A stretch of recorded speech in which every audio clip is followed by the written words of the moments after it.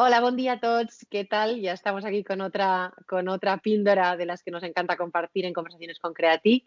Y hoy tenemos a Alberto Aranda, director creativo en Aranda Agency en Barcelona, a quien tenemos muchas ganas de entrevistar porque bueno, lo conocimos gracias a un post que vimos en LinkedIn de Minimalism Brand, una marca que nos encanta y que seguimos porque somos muy fans. Y nos llamó mucho atención el contenido sensible, muy al estilo de lo que la marca suele comunicar, ¿no? Que compartían. Así que bueno, hemos decidido invitar a Alberto para que nos hable, pues, precisamente de todo esto, ¿no? De esta iniciativa que ha abierto seguramente un debate muy interesante en el sector y que nada, nos gustaría apoyar y conocer más a fondo. ¿Qué tal, Alberto? ¿Cómo estás? Muy bien, ¿Qué buen día a tal? tots y a totes. Gracias por invitarme, Maite y Cristina. En primer lugar, me parece genial que nos hayáis encontrado por ese post de Minimalism, porque nosotros también seguíamos la marca, la admiramos, pero no tenemos absolutamente ningún contacto con ellos y nos hizo ilusión que compartieran nuestro contenido. La gente está situada en Barcelona. Somos un equipo relativamente pequeño, somos 5 personas, de los cuales 4 somos diseñadores, cada uno especializado en un área. Nuestros clientes principales son multinacionales, trabajamos con una cartera de clientes reducida, pero son multinacionales.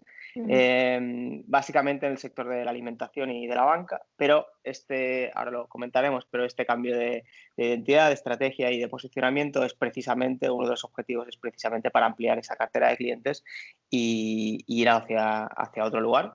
Como os comentaba, en este cambio de posicionamiento, en este cambio de estrategia de marca, analizamos cuáles son nuestros puntos fuertes y uno es la eficiencia. Como os decía, trabajamos con multinacionales que están acostumbrados a trabajar con estructuras muy, muy grandes y nosotros aportamos una forma de trabajar muy ágil. En general, los clientes valoran. Y por otro lado, esa honestidad o esa transparencia, esa ética dentro de nuestro sector, que hemos intentado, en primer lugar, demostrar publicando todos nuestros datos económicos y que tiene como objetivo, básicamente, pues precisamente conectar con marcas que tengan esa honestidad en su propio ADN o que tengan iniciativas o fabricación de productos en línea a estos valores. Maravilla. Bueno, me parece súper interesante porque es verdad que, como decía antes Maite, es como un contenido sensible o parece que es tabú, ¿no? En nuestra profesión hablar transparentemente de cifras y de dinero, ¿no? En ese contenido así lo comunicáis en vuestra web también, habláis de sueldos, habláis de nóminas, habláis de facturación anual, ¿no? Me parece que es vital, ¿no? No sé si nos puedes contar un poco más cuál es ese motivo y sobre todo qué conclusiones sacáis de ese análisis, ¿no? Bueno, el primer motivo, creo que en nuestro sector hay varias carencias y la primera es que la formación empresarial en general no es algo demasiado habitual en las estructuras. Yo no he estudiado empresariales, soy diseñador, he cursado varios cursos, cursos relacionados con la creatividad, pero nunca con el mundo de la empresa y creo que es uno de los grandes errores en nuestro sector. Con eso no quiero decir que en otros sectores se hable de forma transparente de toda la parte económica, porque ciertamente tampoco es que sea así, pero sí que creo que esa falta de formación, esa falta de tener una figura dentro de nuestras estructuras que venga del mundo empresarial, hace que aún desconozcamos más toda la parte de gestión y, por lo tanto, la parte económica quede a un lado. ¿Cuál es el motivo? ¿Cuál es el motivo por el cual compartimos todos nuestros datos? En realidad, el cambio para nosotros ha estado hacerlo hacia afuera. Nosotros internamente ya compartíamos todos nuestros datos, es decir, la gente que ha pasado por la agencia sabía cuáles eran los sueldos de sus compañeras y de sus compañeros, sabía cuáles eran los presupuestos que se estaban barajando. O sea, en realidad, ahí para nosotros no había un cambio, el cambio ha estado para comunicarlo al exterior. ¿Por qué lo hacíamos internamente? ¿Por qué creemos que nos funciona? Por varios motivos, pero el primero es cuando en nuestra experiencia nos hemos dado cuenta que cuando la gente que trabaja en la agencia tiene la información de cuánto vale su precio hora, cuál es el presupuesto en el que está trabajando, puedo entender mejor cuando le digo, Maite, necesito que este trabajo lo hagamos en 10 horas. En 10 horas Sí, y no en no hay 80. más. Es Exacto. vital, Alberto. Si te hago esa petición, Maite, y no tienes información de cuánto Contexto. dinero estamos facturando, pues puede generar ciertas fricciones. Eso por un lado. Y luego, por otro lado, el no conocer cuál es el sueldo de la persona que tienes trabajando a tu lado también puede generar cierta competitividad, cierta desconfianza, porque le comunicas esto de este modo a esta compañera y a mí me lo comunicas de otro. A nosotros ya nos funcionaba así. El cambio, como digo, ha estado coger toda esa información y compartirla al exterior.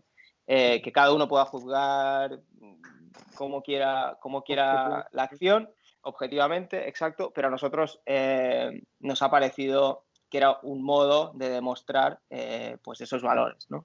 Es cierto que las marcas para las que trabajamos, de modo muy habitual, les explicamos qué tipo de acciones podrían hacer en sus propias marcas, pero luego cuando se trata de nuestros estudios, nuestras agencias, no lo hacemos tanto. Exacto, ¿eh? Hay que predicar con el ejemplo, es que es tal cual, nos inspira mucho. No es tanto definir cuáles son los valores o definir cuál es la estrategia, sino realmente bajar esa estrategia a acciones. Y para nosotros ha sido, o sea, está teniendo el resultado que está teniendo y el feedback que estamos teniendo es extremadamente positivo. Se están empezando a generar contactos con marcas que valoran todo esto, o sea que estamos muy contentos.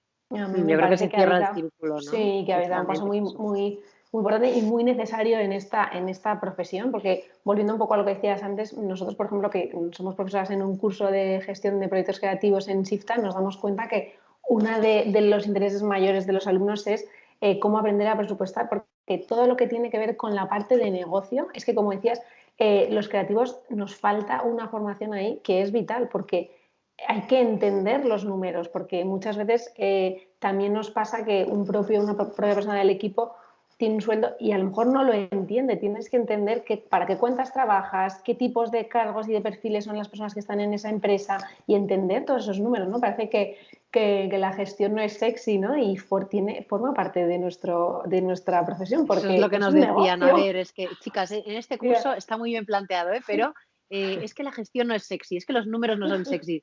Digo, vamos a ver, ¿cómo no pueden ser sexys cuando realmente lo de trabajar por amor al arte quizás está muy extendido o demasiado en profesiones creativas, pero al final trabajamos por motivaciones, por propósitos, por dinero o por libertad, que al final el dinero también te proporciona, ojalá, ¿no? Una libertad financiera magnífica, pero de algún modo, ¿tú qué opinas, no? ¿Es sexy, no es sexy? O sea, por cerrar un poco ese claim.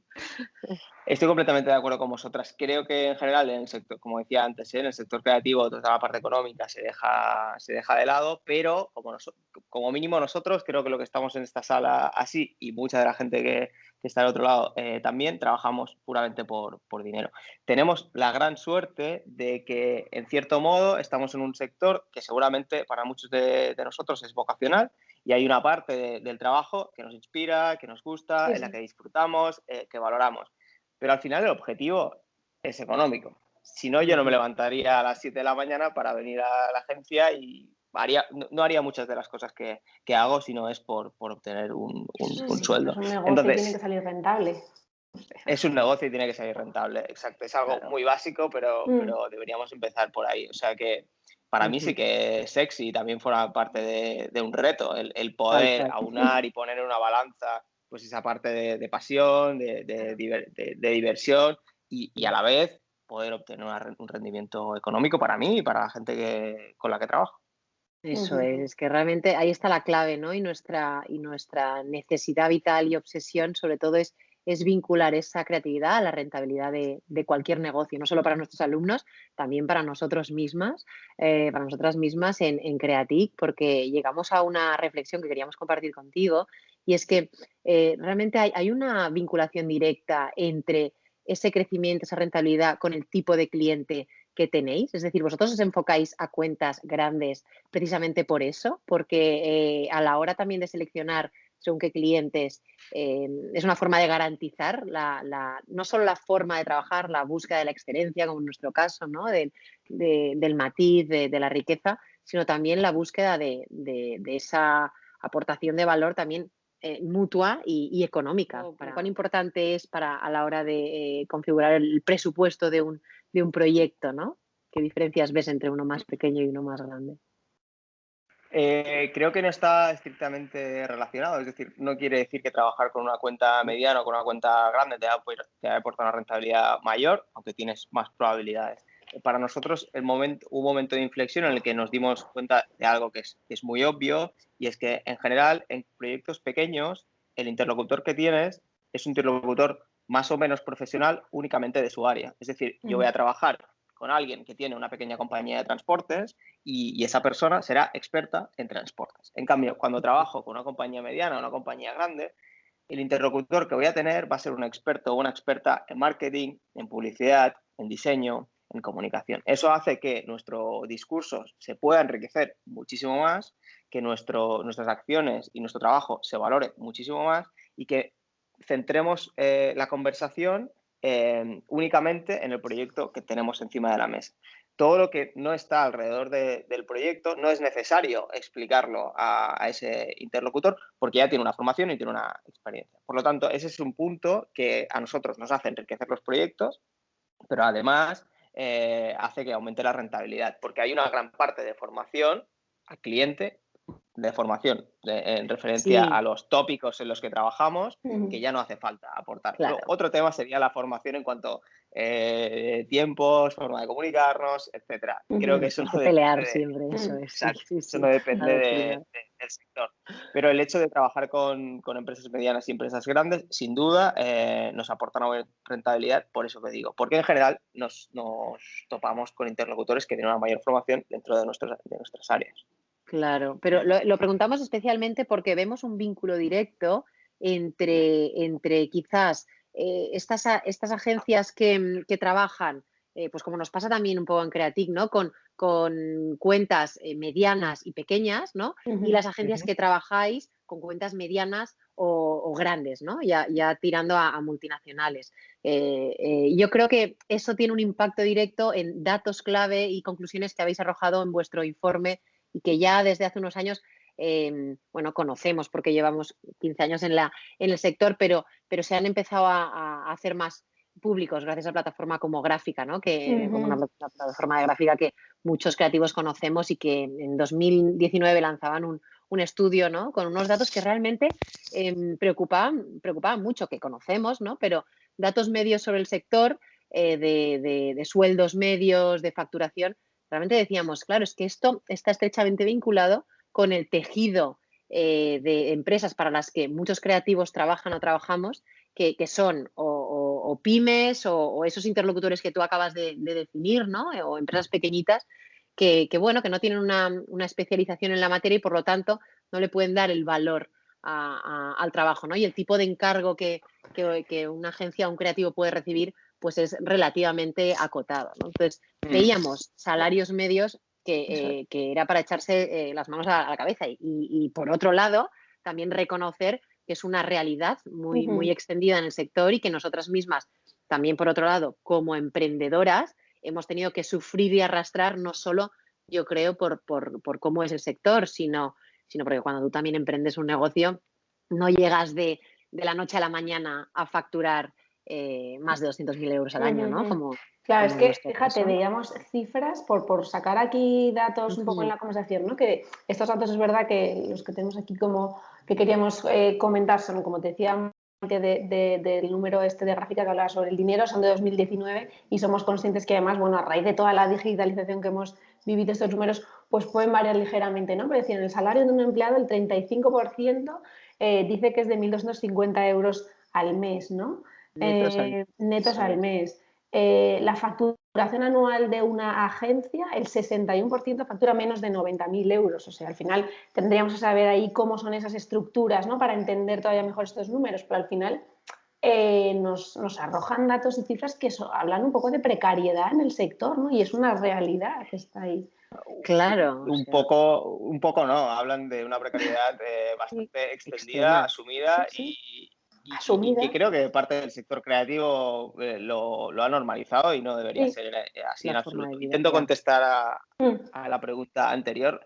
La primera, ¿hay una relación directa entre el tamaño de la empresa y la facturación? Es muy probable, no solo por esa persona que tienes delante, que seguramente te va a entender de un modo más ágil, sino por la repercusión que va a tener tu trabajo. Es probable que el número de horas que tú inviertas a realizar un proyecto pueda ser igual en una pyme que en una mediana empresa, que en una gran empresa seguramente el número de horas va a aumentar.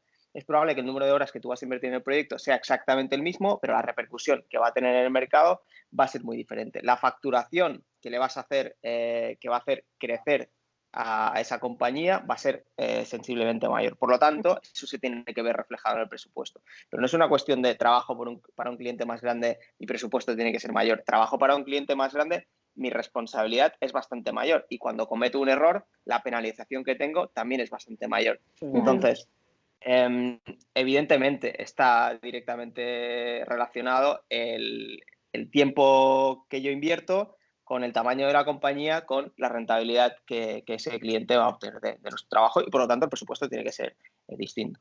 Aparte que hay una serie de procesos cuando trabajas con compañías grandes, no existen en compañías pequeñas. Por ejemplo, cuando intentas acceder a un cliente grande, pues vas a tener que trabajar con un departamento de compras que va a evaluar tu compañía, vas a dedicar tiempo con ciertos departamentos que en pymes no funcionan. Por lo tanto, esas horas, aunque no son horas creativas, las tienes que tener en cuenta y las tienes que facturar al final. Así que sí, trabajar con una compañía mediana o grande pues te va a hacer facturar. Normalmente te va a hacer facturar más que con una compañía pequeña. Mira, ahora que comentabas lo del departamento de compras, es verdad que justamente este ejercicio que habéis hecho, no solo de reposicionamiento de la marca para alcanzar nuevas cuentas, sino también de transparencia, yo creo que te sirve efectivamente por esto, para pasar por procesos donde compañías que exigen que a través de un departamento de compras validen tu trabajo para que luego puedas acceder a pitches de marketing o de comunicación, pues al final es un trabajo que todos tenemos que acabar haciendo, ¿no? Para acceder a ello.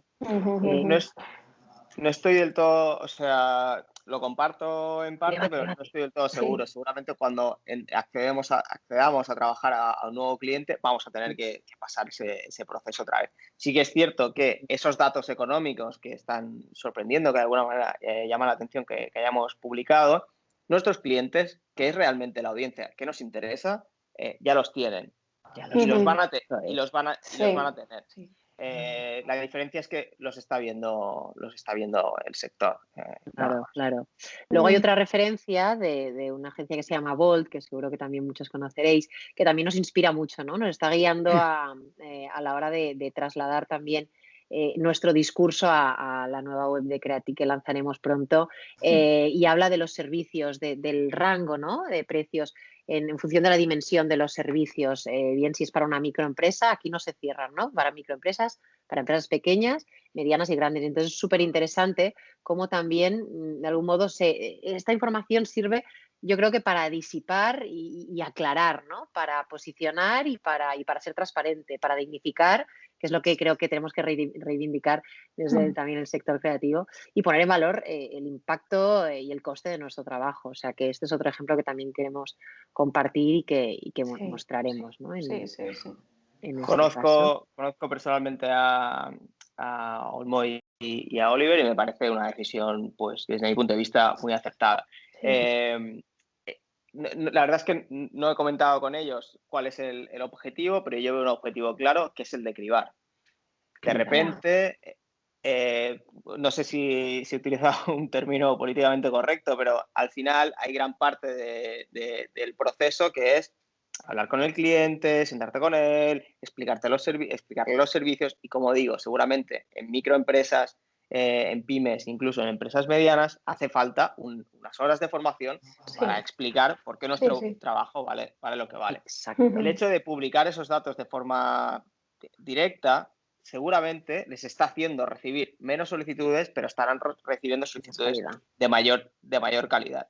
Así que una forma deliberada de decir, yo trabajo a partir de estos precios, porque así es como yo me siento cómoda y es el cliente con el que quiero trabajar. Y me parece totalmente lícito, ¿no? Porque Parece ahorrar tiempo a ambas sí, partes, ¿eh? Por sí, otro sí, lado, eso es muy bueno. también. Sí, sí. Por eso Totalmente. nos Nosotros inspira tanto. lo estamos mirando desde nuestro lado, desde el sector Claro, creativo, desde nuestra competencia, si queremos verlo así, claro. y lo podemos valorar de ese modo, pero es que la audiencia principal de Volt, igual que la nuestra, no es el sector creativo, son Exacto. posibles clientes. Entonces, Ujú. a mí me parece una estrategia Muy muy bueno. positiva. Sí, sí, sí. Y volviendo al tema que hablábamos de, bueno, ya vemos que vosotros trabajáis para multinacionales, ¿no? Además en tu firma que siempre pones, buscamos super cuentas, ¿no? Super cuentas, está genial. Nos gustaba mucho. Sabemos que las grandes marcas apuestan cada vez más por agencias más pequeñas como las nuestras, entonces me gustaría por un lado que nos contases bajo tu criterio cuáles son esas ventajas, ¿no? De que una gran marca trabaje con una agencia pequeña y por otro lado, ¿cómo hacéis vosotros en Aranda Agency para acercaros a ellos y como para conseguir las grandes marcas? Porque, por ejemplo, en Creatic nos pasa mucho que hemos trabajado para grandes marcas que luego no podemos contar por acuerdos de confidencialidad. Claro. Y también, bueno, pues este año pues hemos cofundado una consulta de negocio que se llama ACI Grupo, ¿no? Porque al final trabajamos con una red de profesionales, ofrecemos diferentes servicios totalmente distintos y para diferentes sectores, pero digamos que nos hemos querido sumar a esta fórmula porque de alguna forma nos da una visibilidad diferente y un acceso a nuevos entornos, ¿no? Y a nuevos clientes, a cuentas quizás más grandes. Y aún así hay todavía cuentas que no podemos contar, ¿no? Pero sí que nos apetecía saber vosotros cómo os acercáis a las grandes cuentas. ¿Os presentáis a concursos o, no sé, tenéis a lo mejor unos recursos que decís, bueno, esto es a fondo perdido, pero con tal de conseguir esta cuenta, pues me presento? ¿Cómo hacéis? Empiezo por el Vale, principio. ¿Por sí, qué, por qué perfecto. grandes compañías, grandes equipos, pues cada vez más están interesados en trabajar con agencias más pequeñas? Ujú, Pues precisamente porque están trabajando con agencias enormes. Y esas agencias enormes seguramente tienen un músculo creativo y una estructura que para ciertos proyectos es muy útil. Si yo ujú. quiero grabar un spot, voy a necesitar un equipo de 50 a 100 personas. Y es así, y es muy difícil hacerlo de un modo distinto, pero seguramente para otra tipología de proyectos esa gran estructura no es tan útil. ¿Por qué? Porque hay una jerarquía brutal y nuestros interlocutores, las expertas y expertos en marketing normalmente, también están cansados de esa jerarquía. Trabajar con una agencia pequeña les aporta flexibilidad, les aporta ahorrar tiempo. Y al final también son personas como nosotros. No tienen tiempo, los problemas son muy similares. Creo Ujú, que hay que hacer un ejercicio de empatía con nuestros clientes y entender por qué están interesados en trabajar con alguien más pequeño. Seguramente es porque les estamos haciendo el día a día más sencillo y estamos eliminando de su jornada de trabajo reuniones que son inútiles, procesos de trabajo larguísimos, seguramente Y incluso plazos, ciertas ¿no? plazos enormes, ciertas actitudes que están implantadas en esas jerarquías. ujú. Para nosotros esos son los motivos. Desde mi punto de vista también hay otro y es que está habiendo una fragmentación claramente y que a mí me parece que es positivo. Gran parte de esas agencias les sucede que su equipo se está envejeciendo. No hablo de edad, hablo a nivel de formación. De skills. Cierto. Exacto. Sí, Exacto. sí. A nivel en estudios y agencias más pequeñas no siempre es así, pero es más fácil formar, es más Ya. fácil cambiar, es más Sí. fácil adaptarte. No voy a entrar a nivel técnico, pero a veces hablo con colegas de trabajo, me explican cómo está haciendo los trabajos y es como, "Pues, estás trabajando igual que hace 10 años y el paradigma Dices, no tiene Ujú, absolutamente ujú. nada que ver. Eso trasladado a una gran agencia se multiplica. Entonces, no somos más rápidos porque somos más pequeños, somos más rápidos porque nos estamos formando seguramente de una forma más constante. Ujú, ujú. Me gusta Y mucho el, también cuando habláis de que sois pocos en el equipo, pero o sea, estáis muy especializados, ¿no? Y entonces lo bueno de las agencias pequeñas es que el cliente habla directamente con el especialista que está haciendo ese trabajo, ¿no? claro. Es el contacto directo. para nosotros es así. Ahora acaba de entrar una persona que hará pues, ese trabajo de cuentas en parte, pero vamos a Oye, qué seguir bien. vamos a seguir trabajando del mismo modo, vamos a seguir permitiendo al cliente que hable con la persona que está haciendo el proyecto, básicamente porque el cliente ahorrará tiempo, nosotros también, será más rentable, ganaremos más dinero, nos iremos antes a casa. Así que... A mí me encanta trabajar con equipos pequeños, o sea, estoy súper a gusto porque además te permite crear fórmulas mucho más adaptadas, líquidas, que llamamos nosotros, y sumar donde hay que sumar, ¿no? O sea, me encanta eso. Luego había la segunda parte de la pregunta que todavía no le hemos dejado responder, porque nos apasiona este tema. En cuanto a cómo accedemos a esas cuentas, igual, creo que hubo un punto de inflexión en nuestro proyecto en el que nos dimos cuenta de que éramos nosotros mismos los que nos estábamos poniendo las barreras para acceder a esos clientes. O sea, si tienes un servicio que le puede interesar a esa empresa, pues ves y se lo cuentas. Eso es. No, es así de sencillo. Y si realmente le vas a aportar algo de valor y le vas a solucionar, y tienes identificado cuáles son los problemas de esas personas, porque trabajamos con personas, si tienes identificado cuáles son los problemas y realmente crees que puedes solucionar alguno de ellos, van a estar encantados de escucharte, porque les vas a hacer su día a día más fácil. Entonces, creo que lo primero que diría es que las barreras nos las quitemos nosotros y que no porque has estado trabajando con empresas pequeñas, si hay una marca que a nivel de valores, que a nivel de trayectoria, por lo que sea, te interesa, pues mira quién es la persona que está liderando el departamento de comunicación, de marketing o el departamento que necesites, intenta contactar con ella y explícale esas ventajas, no hay mucho más. Y yo, chicos, antes de ir un poquito al cierre y al fin de esta conversación tan rica y tan... yo es que estiraría aquí, 800 horas, pero sí que quería rematar un poco este enfoque que admiramos y que compartimos realmente, Alberto, que parece que hemos puesto mucho el foco en el dinero, que nos parece vital e importante, ¿no? Pero también esto nos lleva a plantearnos la importancia de estar a gusto donde se trabaja, con quien se trabaja, ¿no? Tanto fuera, hablando del cliente, hemos hablado del cliente, de dinero y tal, pero también con el equipo. O sea, este cambio de mindset que habéis hecho realmente también es para democratizar esa información, estar a gusto con tu entorno, crear una cultura de marca mucho más sólida, más afín a tus valores. Así que un poco, háblanos de los beneficios que seguro ya estáis experimentando, tanto personales como culturales, ¿no? Y emocionales, de toda esta cultura de marca.